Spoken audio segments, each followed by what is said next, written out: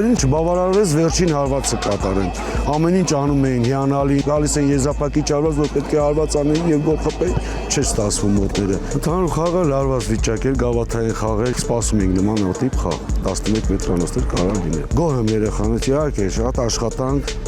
ծանր աշխատանք, տարվա ամփոփիչ աշխատանքի արդյունքը սա էր մեր։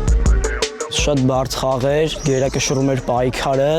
դրա համար հաղթանակը ավելի լավ ոնց որ տպավորվեց։ Սաղ սեզոն պատրաստվել ենք այս պահի համար ու հաջողված է, ոնց որ սեզոնը գավաթի նախախաղային պարապմունքներին միշտ 11 մետրանոցներ ենք խփում ու արդեն գիտենք թմում ով է պատրաստ, ով կա, ով չի ճնշվի